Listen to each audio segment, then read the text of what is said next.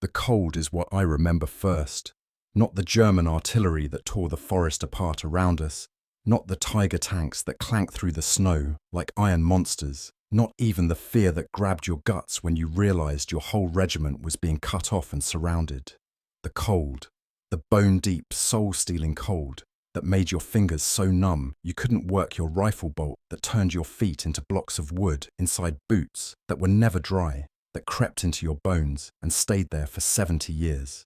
I'm 98 years old now, sitting in my living room in Pennsylvania, where the thermostat says 72 degrees, and I can still feel that December cold from 1944. Some things don't leave you no matter how much time passes. My name doesn't matter much anymore. I'm just another old man with stories that most people are too busy to hear. But I was there. I was in the 106th Infantry Division, the Golden Lions, and I was in the Schnee Eifel when Hitler threw everything he had left at us on December 16th, 1944. They called it the Battle of the Bulge because of the way the German advance bulged into our lines on the maps. We called it hell. I turned 19 years old in November 1944. 19. I'd been in the army less than a year, still had peach fuzz on my face, still wrote letters home to my mother every chance I got, telling her not to worry. The 106th Division arrived in Belgium in mid-December, green as grass, and they put us right on the line in what everybody said was a quiet sector. The Ardennes forest, they called it.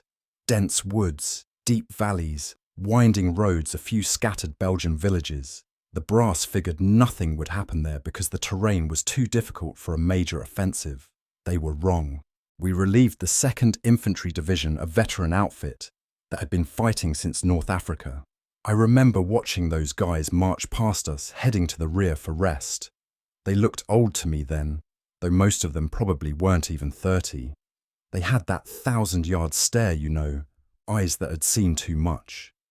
One sergeant told me, "You boys picked a good spot. Nothing ever happens here. Quiet as a church." 3 days later, all hell broke loose. December 16th, 1944 started like any other morning. Cold, dark, overcast. We were dug in along the Schnee Eifel, a ridge running through the forest. My platoon was scattered in foxholes we'd scraped out of the frozen ground covered with branches, and whatever we could find to keep the snow out. Around 05:30 hours, the world exploded. German artillery opened up with everything they had. The sound was beyond description, a rolling thunder that went on and on, shells screaming in and detonating in the trees, sending shrapnel and splinters flying everywhere. Tree bursts were the worst. The shells exploded in the treetops and rained death down on you. There was nowhere to hide. I pressed myself into the bottom of my foxhole and prayed. That's all you could do. Just press into the dirt and pray the next shell didn't have your name on it. The bombardment lasted 90 minutes, though it felt like hours. When it finally stopped, my ears were ringing so bad I could barely hear. I climbed out of my hole and looked around. The forest looked like a logging operation gone mad. Trees were snapped in half branches everywhere, craters smoking in the snow. Some of the guys in the platoon were hit. We did what we could for them, but we didn't have much. Some bandages, some morphine if you were lucky. Then the German infantry came. We couldn't see much through the fog and snow, but we could hear them voices calling in German equipment, rattling the sound of hundreds of men moving through the forest. We opened fire. For a while, it was just chaos, shooting at shapes in the mist, trying to figure out where the enemy was, where our own guys were. The Germans were Volksgrenadiers, People's Infantry, a mix of old men, young boys, and veterans pulled from other units. They attacked in waves, and we threw them back, but they kept coming. There seemed to be an endless supply of them. By the end of the first day, we knew this wasn't a local counterattack. This was big. The Germans had broken through in multiple places. They had tanks, lots of them, Panzers and Tigers, that our light anti-tank guns couldn't stop. Communications were spotty. Nobody seemed to know what was happening or what we were supposed to do. Our regimental commander told us to hold our positions, that help was coming. We held. The second day was worse. German forces were moving around our flanks, cutting roads, isolating units. We could hear fighting to the north and south, see smoke rising from burning villages. Supplies weren't getting through. We were running low on ammunition, food, medical supplies. The cold was relentless. Some guys had trench foot so bad they couldn't walk. We took turns keeping watch because if you fell asleep in that cold without moving, you might not wake up. I saw a guy freeze to death in his foxhole. Just went to sleep and never woke up. We didn't even have body bags. We just covered him with his poncho and kept fighting. By December 18th, 2 full regiments of the 106th Division, the 422nd and 423rd, about 9,000 men, were surrounded on the Schnee Eifel. The Germans had us cut off, trapped in a pocket with no way out. We tried to break through, but the German lines were too strong. We fought for 2 more days, rationing ammunition, eating snow to stay hydrated, wondering if anyone was coming to help us. The answer was no. Nobody was coming. The whole front was collapsing, and the brass had bigger problems than one surrounded division. On December 19th, with ammunition gone and no hope of relief, the order came to surrender. Surrender. That word hit like a punch to the gut. American soldiers don't surrender, but we had no choice. We'd done everything we could, held out as long as possible, and now it was over. My regimental commander, Colonel Cavender, looked like he'd aged 20 years in 3 days when he gave the order. Some men cried. Some just stood there in shock. I felt numb, hollow. We destroyed our weapons, smashed the machine guns, threw the bolts from the rifles into the snow. Then we waited for the Germans to come get us. The Germans were surprised by how many of us there were. They marched us out in columns, thousands of American POWs trudging through the snow. Some of the German guards were decent, gave us water or bread if they had extra. Others were brutal, hitting stragglers with rifle butts, shooting anyone who couldn't keep up. We marched for days, sleeping in fields, barns, anywhere we could find shelter. Men died on those marches from wounds, from exhaustion, from cold. We left them by the roadside. What else could we do? I ended up in a POW camp in Germany, Stalag 9B. That's a whole different story. 5 months of hunger and boredom, and wondering if the war would end before we starved to death. We were liberated by American forces in April 1945. I weighed 120 pounds, down from 175 when I was captured. But I was alive, which was more than a lot of guys could say. The worst part about being captured wasn't the camps. It was the shame. We'd surrendered, lost our weapons, became prisoners. The 106th Division's surrender was the largest surrender of American forces in the European theatre. People didn't talk about it much after the war. Everyone wanted to hear about the heroes, the guys who held Bastogne or stopped the German advance, not about the division that got surrounded and gave up. For years, I didn't tell anyone I'd been in the 106th. When people asked where I served, I just said Europe and changed the subject. It took me decades to understand that we hadn't failed. We'd done our job. We were green troops thrown into the path of Germany's last major offensive, and we held them up for days. While the 422nd and 423rd regiments were surrounded on the Schnee Eifel fighting until we had nothing left, other American units were rushing reinforcements to the area. The 101st Airborne got to Bastogne in time to defend it because we slowed the Germans down. The 2nd and 99th Infantry Divisions held Elsenborn Ridge and stopped the German advance in the north because the Germans couldn't break through there while they were busy destroying us. Every day we held, every hour we fought, bought time for the Allied forces to respond. The official army history says the Schnee Eifel battle was the most serious reverse suffered by American arms in 1944-45. And they're right. We lost 7,000 to 9,000 men. But that loss mattered. It delayed the Germans' offensive, disrupted their timetable, forced them to commit forces and use ammunition and fuel they couldn't spare. I didn't see the rest of the battle. I was in German hands by December 19th, but I've read about it since, talked to veterans from other units, visited the battlefields. I know what happened after we were captured. I know about Kampfgruppe Piper and the Malmedy massacre, where SS troops murdered American POWs in a field. That could have been us. I know about Bastogne surrounded and holding out Brigadier General McAuliffe telling the Germans, "nuts," when they demanded surrender. I know about Patton's Third Army wheeling north from France to break the siege, about British forces holding the Meuse River crossings about American and German forces fighting brutal battles in frozen forests and snow-covered fields from December into January. The weather was the Germans' ally at first. Heavy fog and low clouds kept Allied aircraft grounded for over a week.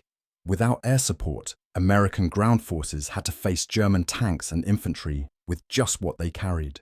But on December 23rd, the weather cleared. Allied fighter bombers filled the sky attacking German columns, blowing up fuel trucks, strafing troops on the roads.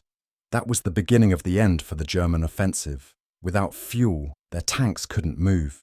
Without supplies, their infantry couldn't fight. The German advance stalled just short of the Meuse River. They never got close to Antwerp, which was their objective. By Christmas Day, the Battle of the Bulge had turned. The Germans were still dangerous, still fighting hard, but they were losing. The Battle of the Bulge officially ended on January 25, 1945. The Allies had pushed the Germans back to where they started and beyond. The cost was terrible. Over 80,000 American casualties, including more than 8,000 killed. German losses were even worse, over 100,000 casualties, tanks and aircraft they couldn't replace, veteran units destroyed. It was Germany's last throw of the dice, and they lost. After the Bulge, Germany could only retreat. The war in Europe ended less than 4 months later. I came home in the summer of 1945, after liberation and medical treatment and processing. My mother cried. When she saw me, I was so thin. My father shook my hand and didn't ask questions. The town threw a parade for the returning veterans. I stood on the sidewalk and watched it go by. I didn't feel like a hero. I felt like a survivor, and that's all. I got a job, got married, had kids, lived a normal life. I didn't talk about the war. What was there to say? That I was captured after 4 days of combat, that I spent the rest of the war in a prison camp. That wasn't the story people wanted to hear. It wasn't until the 1980s that I started talking about it. My grandson asked me about the war for a school project, and I told him some of it. Not everything. Some things you don't tell. But enough. He said I should be proud, that I'd served my country, that what happened wasn't my fault. That helped. Then I started going to 106th Division reunions, meeting other guys who'd been there. We didn't talk about surrendering. We talked about the cold, the artillery barrage, the German attacks, how we held as long as we could. We talked about the guys who didn't make it home. We remembered. You want to know what the Battle of the Bulge means to me? It means I was part of something bigger than myself. It means I faced the worst day of my life and survived it. It means I stood with other men, most of them barely out of boyhood, against an enemy that wanted to destroy us, and we did our duty until we couldn't anymore. It means I saw courage and cowardice, kindness and cruelty, hope and despair all mixed together in those frozen forests. It means I learned that war isn't glorious or heroic. It's dirty and terrifying and sad. And it means that every December, when the cold weather comes and I hear about Christmas preparations, I think about those days in Belgium when we didn't know if we'd live to see another Christmas.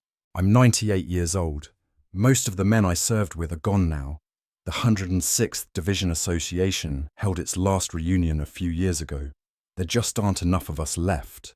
Young people today don't know much about the Battle of the Bulge. World War II is ancient history to them, something from textbooks. That's okay. The world moves on. But I remember. I remember the cold. I remember the artillery barrage. I remember surrendering my rifle. I remember the march to the POW camp. And I remember the men who didn't come home, the ones who died in those forests, whose families got telegrams saying their sons or husbands or fathers were missing or killed in action. People ask me sometimes what I learned from the war. I learned that you can endure more than you think you can. I learned that luck matters as much as skill or courage. I learned that brotherhood, the bond between soldiers, is real and powerful. I learned that freedom isn't free, that somebody has to stand up and fight for it. And sometimes those somebodies are just kids who'd rather be home with their families. I learned that you can do terrible things and witness terrible things and still remain human, still come home and live a good life, though the memories never fully leave you. If I could go back and talk to that 19-year-old kid, standing in a foxhole on December the 16th, 1944. I tell him he's going to make it, that the next few months will be the hardest of his life, but he'll survive, that he'll come home, raise a family, see his children grow up and his grandchildren born, that the shame he'll feel about surrendering will eventually fade, replaced by a quiet pride that he did his duty under impossible circumstances. I tell him that the cold will stay with him for the rest of his life, but that's okay. Some memories are worth keeping, even the painful ones.